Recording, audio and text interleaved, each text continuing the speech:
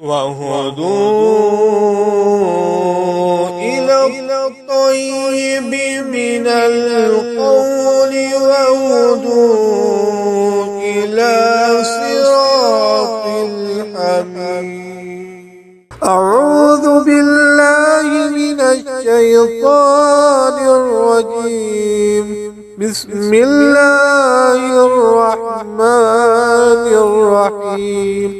الحمدللہ رب العالمین والصلاة والسلام علی سید المرسلین اما بعد۔ ایک بھائی سوال کرتے ہیں کہ اگر کوئی آدمی عشاء کی نماز کے بعد وتر پڑھ لے اور صبح اٹھ جائے اور وہ تھجد کی نماز پڑھنا چاہے، نوافل پڑھنا چاہے، تو کیا وہ پڑھ سکتا ہے؟ اس کا طریقہ کار کیا ہوگا؟ کیا وتر دوسری بار پھر پڑھنا ہوں گے؟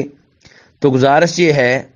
کہ وتر نماز عشاء کی نماز کے بعد سے لے کر فجر کی اذان سے پہلے تک کسی وقت بھی ادا کی جا سکتی ہے۔ بہتر یہ ہے کہ یہ نماز رات کے آخری حصے میں ادا کی جائے،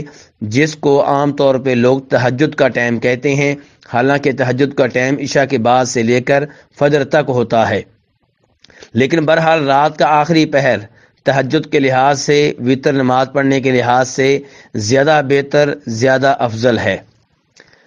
اگر کوئی آدمی یہ سمجھتا ہے کہ صبح میں وتر کی نماز نہیں پڑھ سکوں گا، وہ عشاء کی نماز کے بعد وتر پڑھ لیتا ہے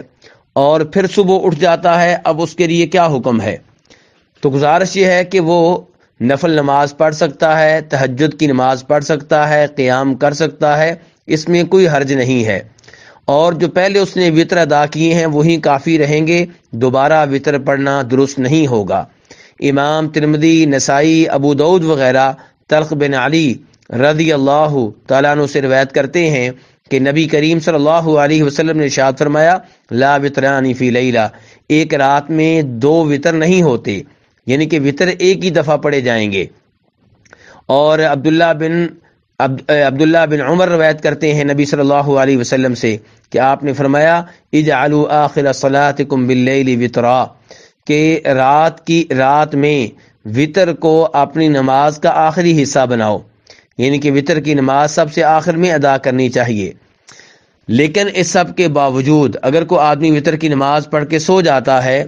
اور پھر دوبارہ دل چاہتا ہے کہ میں نفل پڑھوں، قیام کروں، تہجد کی نماز پڑھوں، تو اس میں کوئی حرج نہیں ہے،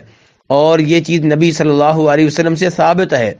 چنانچہ ام المؤمنین عائشہ رضی اللہ تعالیٰ عنہا فرماتی ہیں کہ ہم نبی کریم صلی اللہ علیہ وسلم کے لیے رات کو مسواک تیار کر کے رکھ دیتے تھے وضو کا پانی میں،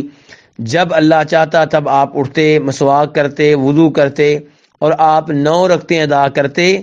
ان میں آپ بیٹھتے نہیں تھے، البتہ 8ویں رکعت میں بیٹھتے تھے، یعنی کہ یہ آپ کا پہلا تحیات ہوتا تھا، پہلا تشہد ہوتا تھا۔ 8ویں رکعت میں آپ اللہ کا ذکر کرتے، اللہ کی تعظیم بیان کرتے، اللہ سے دعائیں کرتے، اور پھر آپ سلام پھیرے بغیر کھڑے ہو جاتے، ایک رکعت مزید ادا کرتے، 9ویں رکعت ادا کرتے، اور پھر 9ویں رکعت کے آخر میں تشہد میں بیٹھتے، اللہ کا ذکر کرتے، اللہ کی تعظیم بیان کرتے، اللہ سے دعائیں کرتے، اور پھر آپ سلام پھیرا کرتے تھے۔ ام المؤمنین عائشہ کہتی ہیں، ثم یصلی رکعتین بعد ما یسلم وهو قاعد، پھر اس کے بعد آپ کئی دفعہ 2 رکعتیں ادا کیا کرتے تھے، یعنی کہ 9 رکعتیں آپ نے پڑھ لی ہیں، سلام پھیر لیا ہے، اس کے بعد پھر کبھی کبھار آپ 2 رکعتیں پڑھتے تھے اور بیٹھ کر پڑھتے تھے۔ تو اس حدیث کو امام مسلم نے روایت کیا ہے، تو اس سے یہ معلوم ہوا کہ 9 رکعتیں آپ پڑھ چکے تھے، یعنی کہ وتر کی نماز ادا ہو چکی تھی، اس کے بعد پھر 2 رکعتیں آپ نے ادا کی ہیں، اور اس کے بعد پھر وتر کی نماز دوبارہ ادا نہیں کی۔